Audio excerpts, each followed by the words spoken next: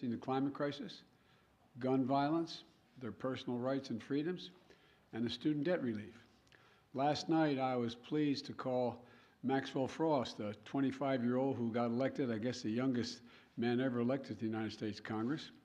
And I told him that I was the first elected, the second youngest person ever elected to the United States Senate at 29. That I have no doubt he's off to an incredible start and what I'm sure will be a long, distinguished career. And when he's president and they say Joe Biden's out in the outer office, I know I'm going to say Joe who. But the voters were also clear that they are still frustrated. I get it. I understand it's been a really tough few years in this country for so many people. When I came to office, we inherited a nation with a pandemic raging and an economy that was reeling. And we acted quickly and boldly to vaccinate the country and to create a stable and sustained growth in our economy. Long-term investment to rebuild America itself, our roads, our bridges, our ports, our airports, clean water systems, high-speed internet. And we're just getting started. The interesting thing is that this is all going to really come into clear view for people in the months of January, February, March of next year. It's just getting underway. So I'm optimistic about how the public's going to even be more embracive of what we've done. Historic investments that are leading companies to invest literally hundreds of billions of dollars combined to build semiconductor factories and other advanced manufacturing here in America. It's going to create tens of thousands of good-paying jobs. And by the way, a significant number of those jobs are going to be jobs that pay average $126,000, $127,000. You don't need a college degree to get those jobs. And we're dealing with global inflation as a result of the pandemic and Putin's war in Ukraine. We're also handling it better than most other advanced nations in the world. We're lowering gas prices. We're taking on powerful interest to lower prescription drug costs and health insurance premiums and energy bills. After 20 months of hard work, the pandemic no longer controls our lives. It's still a concern, but no longer controls our lives. Our economic policies have created a record 10 million new jobs since I came into office. Unemployment rate is down from 6.4 when I was sworn in to 3.7%, near a 50-year low. And we've done all this while lowering the federal deficit in the 2 years by $1.7 trillion. Let me say it again, $1.7 trillion. No administration has ever cut the deficit that much. And reducing the federal deficit is one of the best things we can do to lower inflation, but while we've made real progress as a nation, I know it's hard for folks to see that progress in their everyday lives. And it's hard to see the results from actions that we took while we have to implement what we've done. But I believe we took the right steps for the country and for the American people. In fact, if you look at the polls, overwhelming majority, I don't look at them much anymore because I'm not quite sure how to read them anymore. American people support the elements of my economic agenda. From rebuilding America's roads and bridges to lowering prescription drug costs, to historic investment in tackling the climate crisis, to making sure that large corporations begin to pay their fair share in taxes.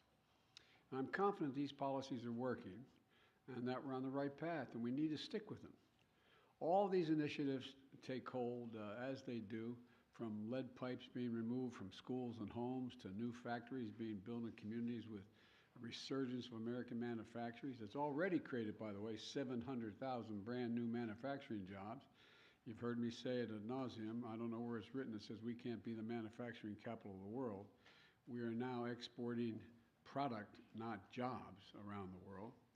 People across the country are going to see even more clearly the positive effects on their day-to-day lives.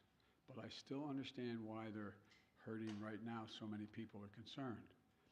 As I have throughout my career, I'm going to continue to work across the aisle to deliver for the American people. And it's not always easy, but we did it the first term. And I'll be surprised a lot of people that we signed over 210 bipartisan laws since I've become president, and we're revitalizing American manufacturing, gun safety, we did it together, and dozens of laws positively impacting on our veterans. And let me say this, regardless of what the final tally in these elections show, and there's still some counting going on, I'm prepared to work with my Republican colleagues. The American people have made clear, I think, that they expect Republicans to be prepared to work with me as well. In the area of foreign policy, I hope we'll continue this bipartisan approach of confronting Russia's aggression in Ukraine. When I return from the G20 meetings in Indonesia with other world leaders, I'm going to invite the leaders of both political parties, as I've done in the past in my foreign trips, to the White House to discuss how we can work together for the remainder of this year and into the next Congress to advance the economic and national security priorities of the United States. And I'm open to any good ideas. I want to be very clear.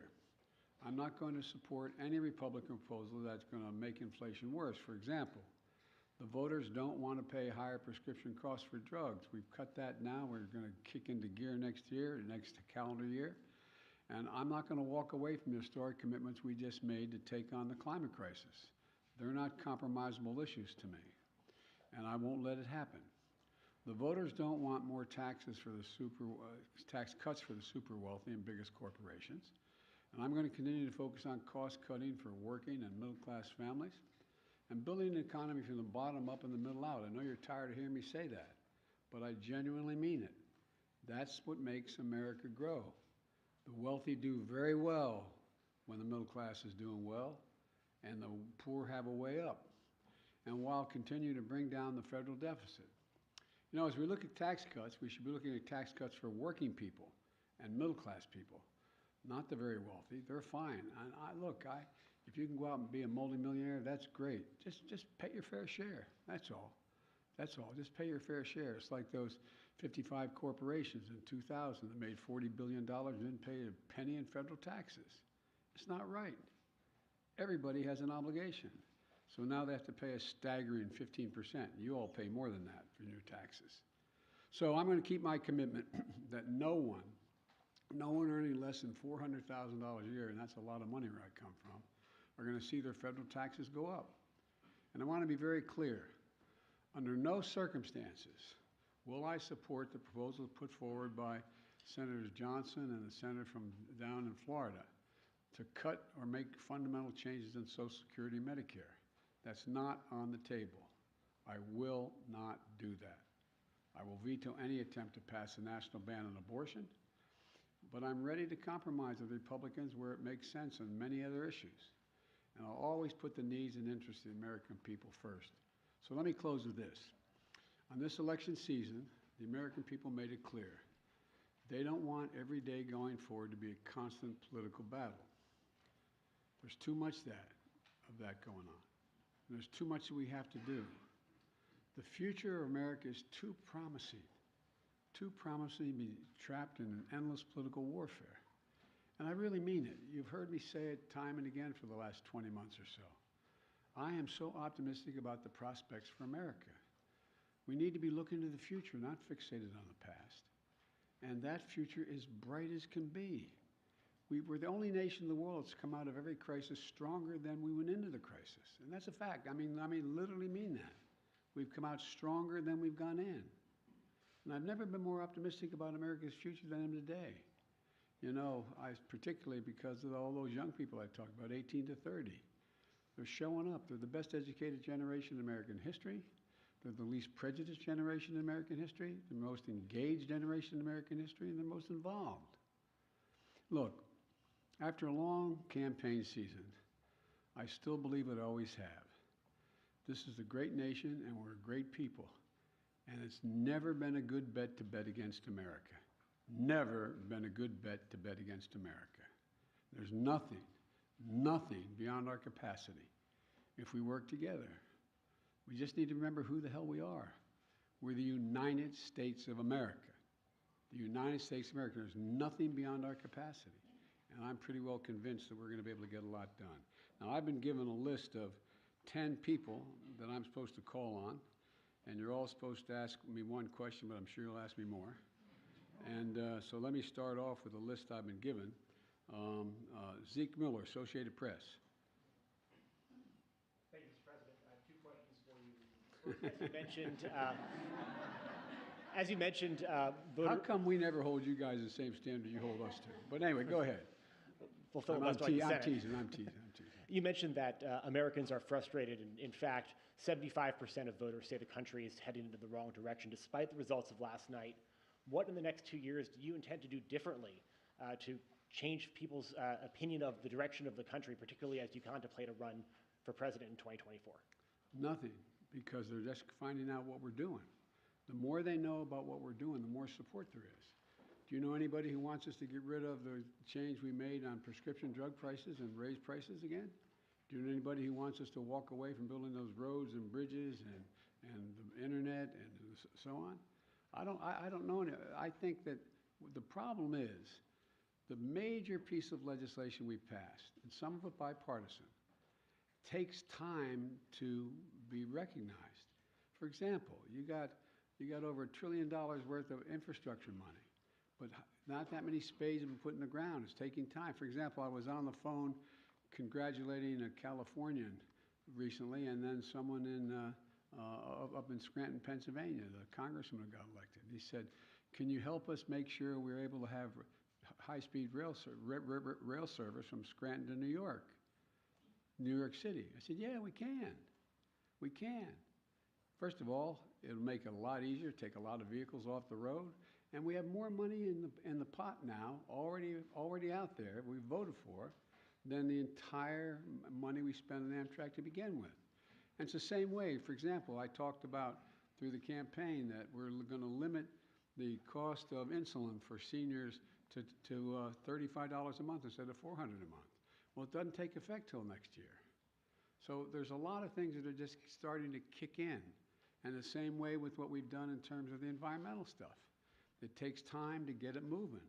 So I'm not going to change. As a matter of fact, you know, there's some things I want to change and add to. For example, we've had passed the most bipartisan, we passed the most extensive gun legislation, rational gun policy in 30 years, but we didn't ban assault weapons. I'm going to ban assault weapons. They're going to try like the devil.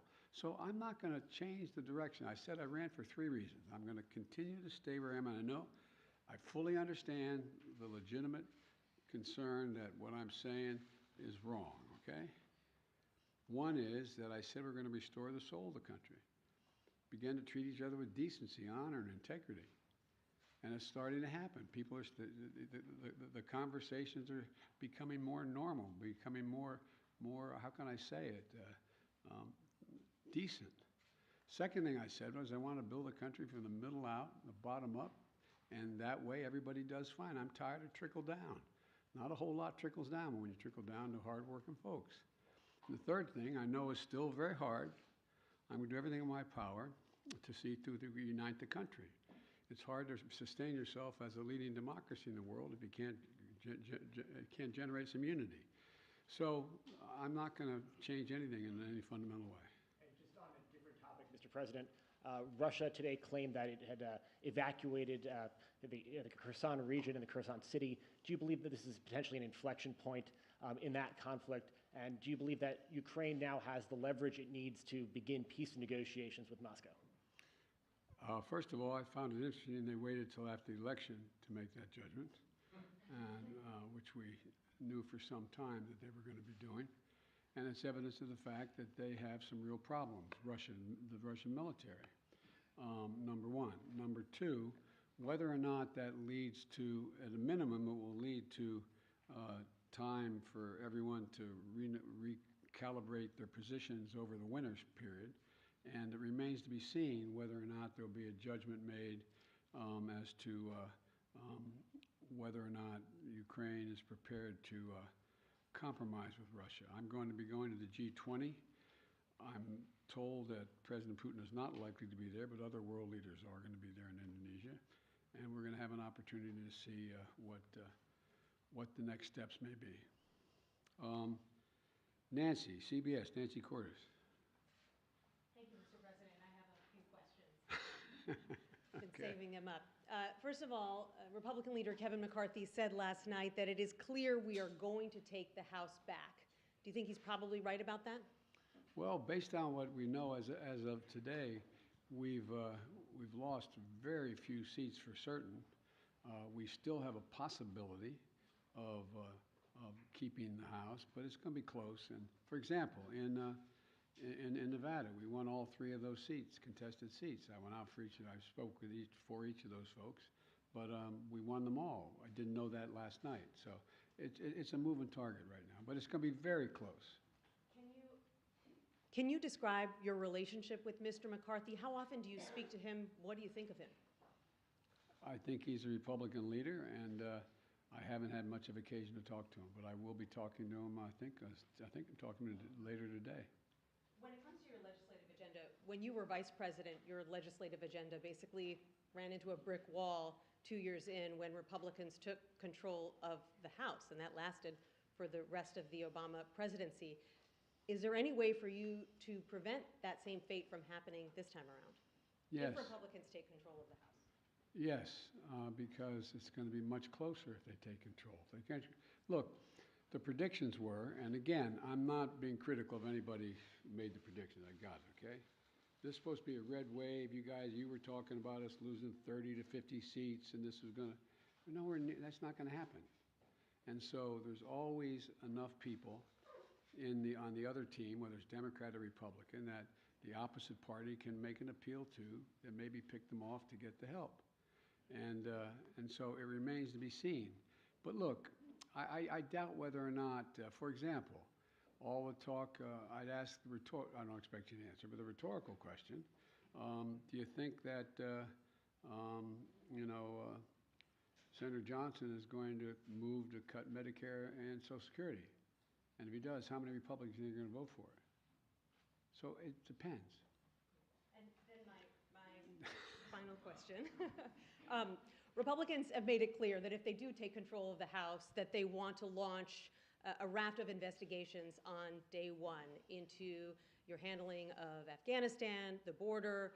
They want to look into some of your cabinet officials. They want to investigate you. They may even want to investigate your son. What's your message to Republicans who are considering investigating your family, and particularly your son Hunter's business dealings? Lots of luck in your senior year, as my coach used to say. Look, I think the American public want us to move on and get things done for them. And, I heard that it was reported, whether it's accurate or not, I'm not sure, but it was reported many times that Republicans were saying, and the former president said, how many times are you going to impeach Biden? Impeachment proceeding against Biden. I mean, I think the American people will look at all of that for what it is. It's just almost comedy. I mean, but look, I can't control what they're going to do. All I can do is continue to try to make life better for the American people. Okay, Phil Mattingly, CNN. Thank you, Mr. President. I have 37 questions. I'm kidding. Sir, at a fundraiser last month, you said, quote, the rest of the world is looking at this election, both the good guys and the bad guys. You noted you're going to the G20 in a couple days. You'll come face to face with many of those leaders, the same moment that your predecessor is considering launching his reelection effort. How should those world leaders, both good guys and bad guys, view this moment both for America and for your presidency? Well, first of all, these world leaders know we're doing better than anybody else in the world, as a practical matter. Notwithstanding the difficulties we have, our economy is growing. You saw the last report. We're still growing at 2.6%. We're creating jobs. We're still in a solid position, and there's not many other countries in the world are in that position.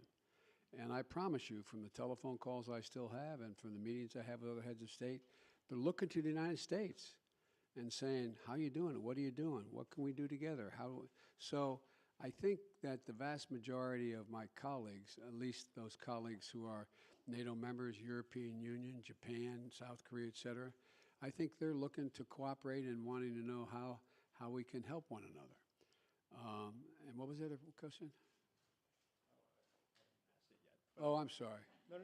So I think one way I would follow up on that is you noted that you felt like there was a shift in terms of people being willing to show more decency in this moment. You've often talked about breaking the fever or kind of a transition from this moment that we've faced over the last several years. Do you feel like the election is what represents that? Do you feel like the fever is broken, I guess? Well, I don't think we're going to break the fever for the super mega MAGA Republicans. I mean, but I think they're a minority of the Republican Party. I think the vast majority of the members of the Republican Party, we disagree strongly on issues, but they're decent, honorable people we have differences of agreement on issues. But they, you know, I work with a lot of these folks in the Senate and the House for a long time, and you know, they're honest and they're straightforward. They're different than mine, but they're decent folks. And so I think that the rest of the world, and a lot of you have covered other parts of the world, and you know, the rest of the world is looking at the United States. I guess the best way to say this is to repeat what some of you heard me say before. The first G7 meeting for the public, that's the 7 largest democracies, when I went to right after we got elected in February, after I got sworn in January. And I sat down at a table, a round table, with the 6 other world leaders from the European Union and Canada, et cetera, and said, America's back. And one of them turned to me and said, for how long? For how long? It was a deadly earnest question. For how long? And I looked at them, and then another one went on to say, and I'm not going to name them, went on to say, what would you say, Joe, if in fact we went to bed tonight here in England, woke up the next morning and found out that 1,000 people had stormed the Parliament of Great Britain, gone down the hall, broken down the doors, 2 cops ended up dying, a number of people injured, and they tried to stop the confirmation of an election. It's not the same situation, obviously, as we have. And he said, what would you think? And I asked a rhetorical question, what would you all think? You'd think England was really in trouble. You'd think democracy was on the edge if that happened in Great Britain. And so that's the way people were looking at us, like, when's this going to stop? Nothing like this has happened since the Civil War. I don't want to exaggerate, but literally, nothing like this has happened since the Civil War. And so what I find is that they want to know, is the United States stable? Do we know what we're about? Are we the same democracy we've always been? Because look, the rest of the world looks to us. I don't mean that we're always right, but if the United States tomorrow were to, quote, withdraw from the world, a lot of things would change around the world. A whole lot would change. And so they're very concerned that we are still the open democracy we've been, and that we have rules and the institutions matter. And that's the context in which I think that they're looking at, are we back to a place where we are going to accept decisions made by the court, by the Congress, by the government, et cetera? So the entire genesis of that G7 conversation was tied to your predecessor, who is about to launch another campaign. So how do you reassure them, if that is the reason for their questioning, that the former president will not return, or that his political movement, which is still very strong, will not once again take power in the United States? Well, we just have to demonstrate that he will not take power by, if he does run, making sure he, under legitimate efforts of our Constitution, does not become the next president again. Steve Reuters, I'm sorry, Steve Howell. Thank you, sir. How do you interpret last night's results in terms of deciding whether you want to seek another term? Is it now more likely that you will run? And what's going to be your timeline for consideration? Well, first of all, Jill and I have, and by the way, it's my wife Jill, who's held a lot more popular than I am in the Democratic Party too. But at any rate, all kidding aside, our intention is to run again. That's been our intention, regardless of what the outcome of this election was. The fact that we won, I didn't run, the fact that the Democratic Party outperformed anything anyone expected and did better than any off-year presidency since John Kennedy is one that gives everybody, like, whew, sigh of relief that the mega Republicans are not taking over the government again, et cetera. And so my judgment of running when I announce, if I announce, my intention is that I run again, but I'm a great respecter of fate, and this is ultimately a family decision. I think everybody wants me to run, but we're going to have discussions about it. And I don't feel any hurry one way or another to make that judgment, today, tomorrow, or whenever, no matter what my predecessor does. Early next year, or what's your, Well, what's your thinking? my guess is, I hope Jill and I get a little time to actually sneak away for a week around between Christmas and Thanksgiving. And my guess is it'll be early next year we make that judgment. But it is my plan to do it now. I mean, but, okay, I'm sorry. Karen Travers of ABC Radio. Thank you, Mr. President. WNBA star Brittany Griner today was moved to a Russian penal colony to serve out her 9-year sentence. Do you have an update right now on her condition? What do you know about that? And does this mark a new phase in negotiations with the Russians to secure her release? Can the U.S. now fully engage in talks on a prisoner swap? Well, and we've been engaging on a regular basis. I've been spending a fair amount of time with her wife about what's going on with her. And my guess is, my hope is, that now that the election is over, that Mr. Putin will be able to discuss with us and be willing to talk more seriously about prisoner exchange. That is my intention. My intention is to get her home. And we've had a number of discussions so far. And I'm hopeful that now that our election is over, there's a willingness to negotiate more specifically with us. Thank you. And if I can, your press secretary had said that the U.S. government has continued to follow up on that significant offer, but also had proposed alternative potential ways forward with the Russians. Can you tell us what those alternative ways forward are and how Russia has responded to those? Yes, I can, but I won't. Okay, I can't. I mean, it would not be a wise thing to do in order to see if they would move forward. But it is I'm telling you, I am determined to get her home and get her home safely, along with others, I might add. April Ryan. Of the GRIO. Of the GRIO, excuse me, I beg your pardon. Thank you, sir. I got it right last time we did this. Yes, you did. Yes, you did. Mr. President, I have a couple of questions on several issues. One, the Supreme Court.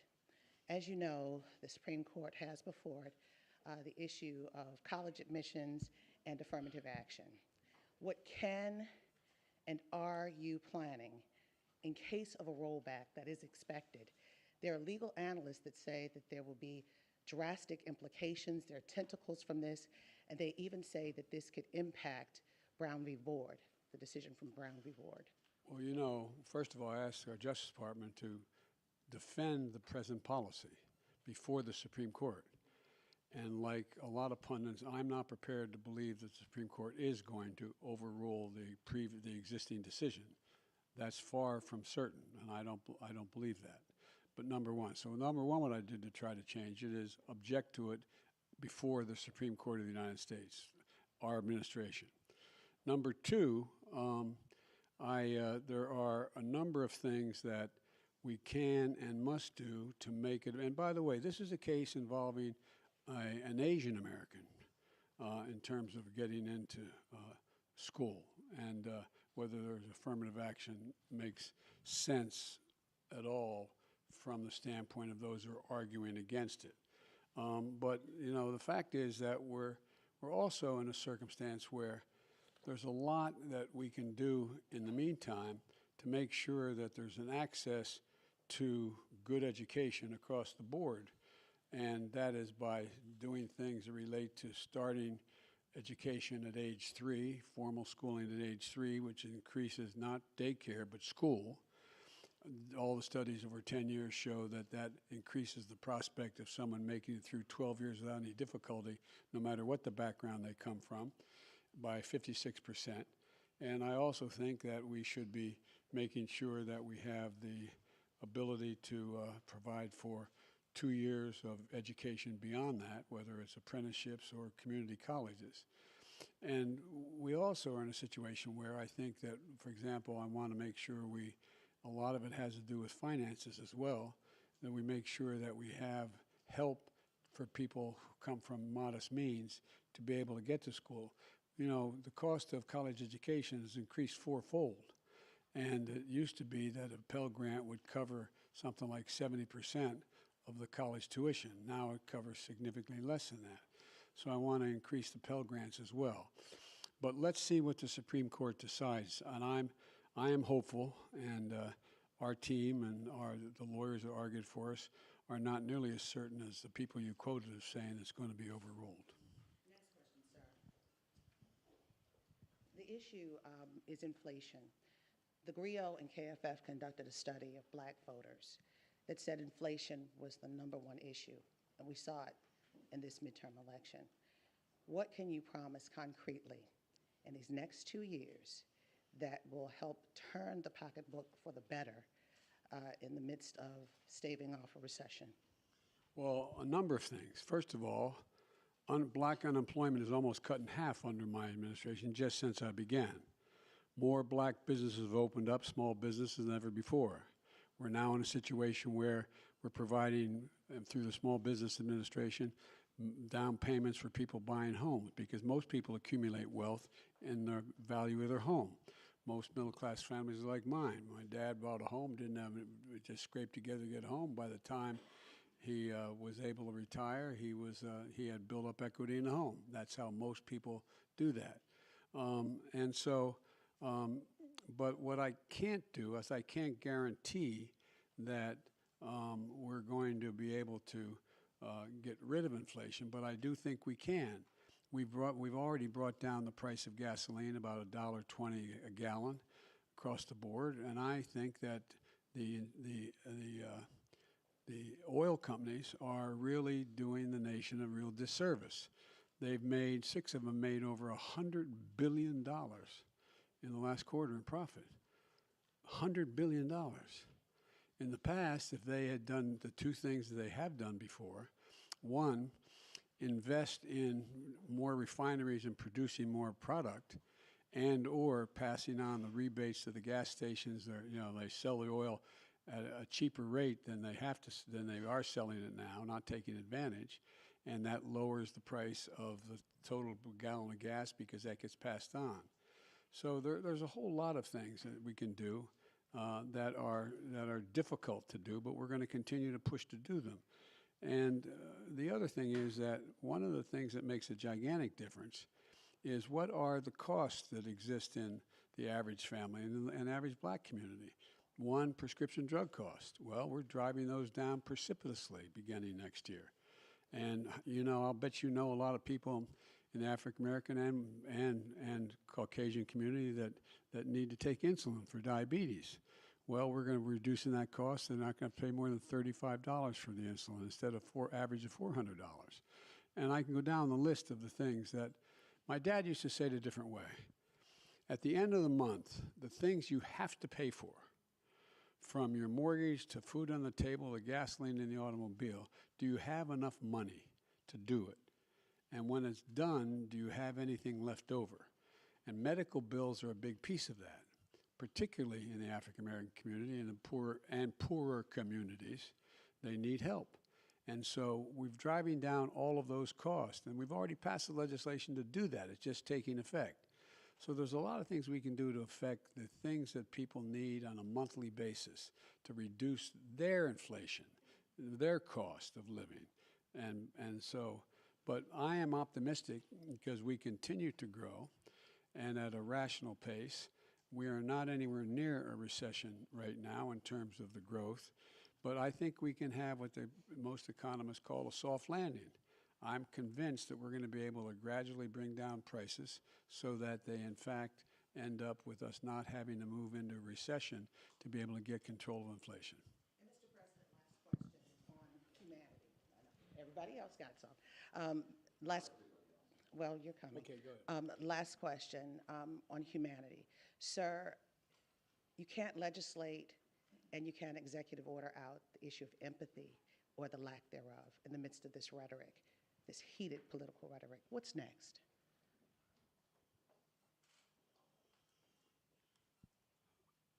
Part of what I think leadership requires, and I hope I meet the standard, is letting people know you understand their problem. Again, my dad used to have an expression. He said, I don't expect the government to solve my problems, but I expect them to at least know what they are, understand them. And like a lot of you, we've been very fortunate as a family, but we've also been through a lot of fairly tough times. And it's not, and I've had the great advantage of having a family to get through them. When my first wife and daughter were killed when a tractor trailer broadsided them and killed my wife and killed my first wife and killed my daughter. And my two boys were expected to die. They were it took the jaws of life 3 hours to get them out there on top of their dead mother and dead sister. I understand what that pain's like. And when Jill and I lost Bo after a year in Iraq, winning the Bronze Star Conspicuous Service Medal, a major in the United States military, came home with stage 4 glioblastoma because he lived about between 200 and 500 yards from a burn pit that's 10 feet deep and as big as a football field, burning every toxic waste you could find.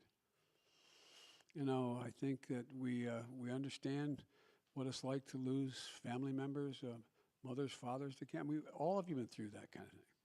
We've been fortunate, though. We've had each other. We've had strong families, Jill's sisters, my brothers, my sister.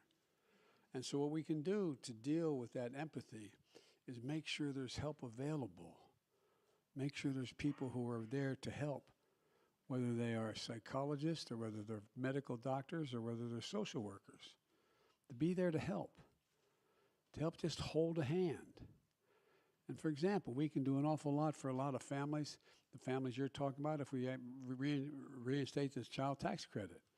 It cut child poverty by 40% when it was in place. I couldn't get it passed the second time around. So there's a lot we can do.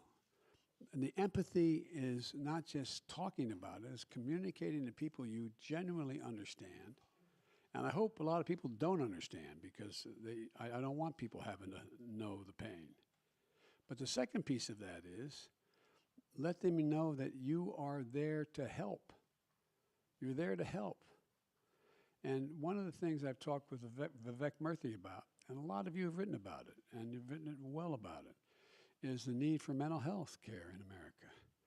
You know, when we got elected, there were something like, I don't know, 2, 3, 5 million people who gotten their COVID shots. Well, in the meantime, I got over 220 million people, all 3 shots. But in the meantime, what happened?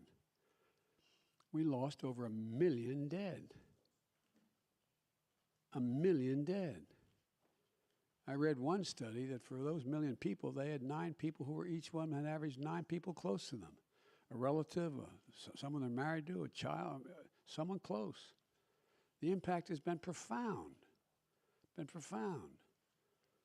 Think of all the people, think of all your children and your grandchildren who didn't have that senior prom, who didn't have that graduation party, who didn't have all the things we had that we took for granted, that impact on their psyche. So there's a lot we have to do. And empathy reflects itself not just in what a person demonstrates they understand, of knowing what people need and helping to make it happen. And we're trying to do that. And a lot of Republicans trying to do it too. I don't mean this is a partisan thing. A lot of people are trying to do it because they know we got a problem. Okay, excuse me. These 10 questions are really going quickly.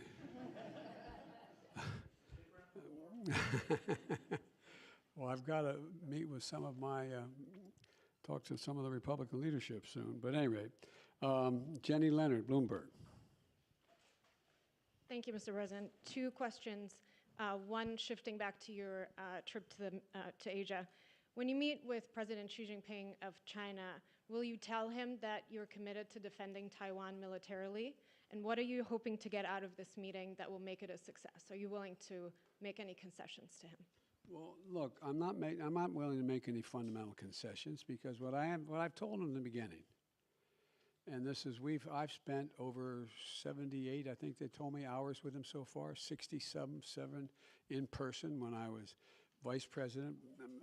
President Obama knew he couldn't spend time with the vice president of another country, so I traveled 17,000 miles with him in China and around in the United States. I've met with him many times.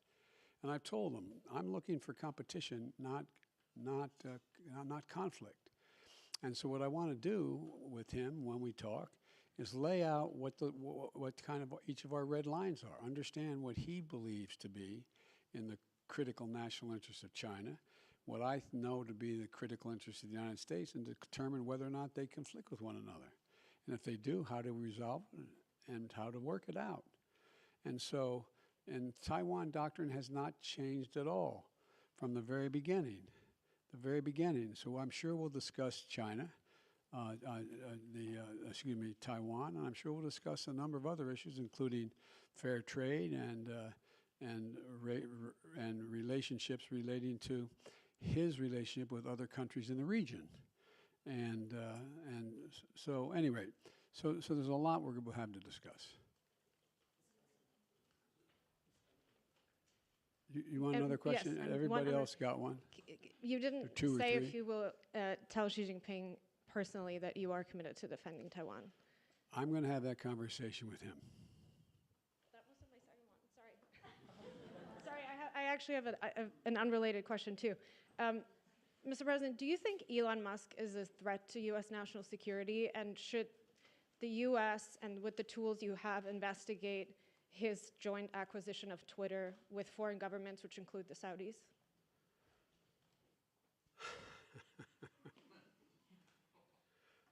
I think that Elon Musk's cooperation and/or technical relationships with other countries is worthy of being looked at. Whether or not he is doing anything inappropriate, I'm not suggesting that. I'm suggesting that it's worth being looked at.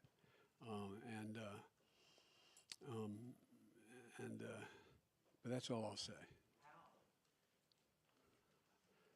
There's a lot of ways. All right. Kristen Welker. Thank you so much, Mr. President. I appreciate it.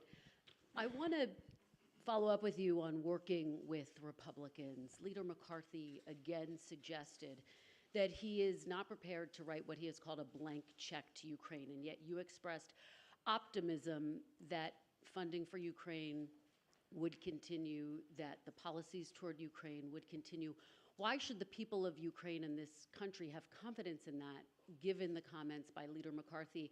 And just to follow up with you on your comments to Zeke, you said you don't need to do anything differently. If Republicans control the House, don't you need to recalibrate to some extent to try to work across the aisle with a Republican-led House? Well, let me put it this way. What I meant was I don't have to change any of the policies I've already passed. That's what they said they want to go after. And so what I have is a simple proposition. I have a pen that can veto. Okay? So that's what I mean. I don't have to recalibrate whether or not I'm going to continue to, fund we're going to continue to fund the infrastructure bill, or we're going to continue to fund the environment, et cetera. We have to, I think there's a growing pressure on the part of the American people, expecting both parties and all elements of both parties to work out their substantive differences and not just, I'm not going to do that because it would benefit that party. Just making it personal. So it remains to be seen what the makeup of the House will be. But I'm hopeful that Kevin and I can work out modus vivendi as to how we'll proceed with one another. So Will aid to Ukraine continue uninterrupted? That is my expectation. And by the way, we've not given Ukraine a blank check. There's a lot of things that Ukraine wants we didn't do. For example, I was asked very much whether we'd provide American aircraft to guarantee the skies over Ukraine. I said, no, we're not going to do that. We're not going to get into a third world war, taking on Russian aircraft and directly engage. But would we provide them with all the rational ability to defend themselves? Yes. We try those HIMARS. Well, the HIMARS, there's two kinds of, what in the average person's parlance, rockets you can drop in those. One that goes over 600 miles and one that goes about 160 miles. We didn't give them any ones that go to 600 miles because I'm not looking for them to start bombing Russian territory. And so we want to make sure that there's a relationship that they're able to defend themselves and take on what is purely the ugliest aggression that's occurred since World War II on a massive scale on the part of Putin within Ukraine. And there's so much at stake. So I would be surprised if Leader McCarthy even has a majority of his Republican colleagues who say they're not going to fund the legitimate defensive needs of Ukraine. And just a quick one.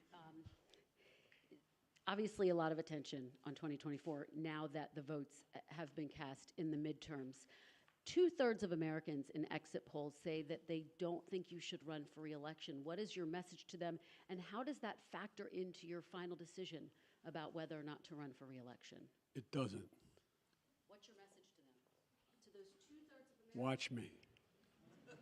Okay, one more. Very quickly, we saw Governor Ron DeSantis with a resounding victory in Florida last night. Who do you think would be the tougher competitor, Ron DeSantis or former President Trump, and how is that factoring into your decision? It'll be fun watching them take on each other. All right, David Sanger. Thank you, Mr. President. I also have a question for you about China, but before I do, I just wanted to follow up on something you said earlier. When you said it remains to be seen whether the Ukraine government is prepared to compromise with Russia. Previously, you've told us the only thing for the Russians to do is get completely out of Ukraine, go back to the lines that existed prior to February 24. Are you suggesting with the word compromise that you think that there is room for territorial compromise now? No, I'm not. See, that's up to the Ukrainians. Nothing about Ukraine without Ukraine. So what kind of compromise do you have in mind? I didn't have any in mind. You have asked the question whether or not, if I recall, whether or not what would happen if, in fact, after I think the context is that whether or not they're pulling back from Fallujah and from the Kherson, the city of Kherson, and they're coming back across the river to the eastern side of the river, the Russian forces. And I said, what's going to happen is they're going to both lick their wounds, decide what they're going to do over the winter, and decide whether or not they're going to compromise. That's what's going to happen, whether or not. I don't know what they're going to do. But I do know one thing, we're not going to tell them what they have to do. You were asked before about your meeting with President Xi. At this point, the Chinese government, by the estimate of the Pentagon, is getting ready to bring their force of nuclear weapons up to over 1,000 weapons, significant increase from what they've had for many decades. You've seen the threats from President Putin about the use of his nuclear force. Remember how you all went after me when I said that was real? And what in your view happened? Do you think he backed off because of that? No, I'm just saying. I just found it interesting that Biden's being Biden's being extremist, and it turns out you all are writing about it now. Kind of fascinating. So my question is, do you think that they are putting together a real alliance, the Chinese and the Russians? And do you believe that you need to begin speaking with President Xi about some form of arms control if he's going to get up to a level of weapons similar to what the United States and Russia have right now? No and yes. No, I don't think there's a lot of respect that China has for Russia or for Putin. I don't think they look at that as a particular alliance. Matter of fact, they've been sort of keeping their distance a little bit. I do think that it remains to be seen whether Xi Jinping has decided that, or backed off of his initial judgment that he wanted China to have the most powerful military in the world, as well as the largest economy. But he's a long way from both. But I think talk about nuclear weapons and location, the number of them, and access is important to discuss. Thank you all so very, very much.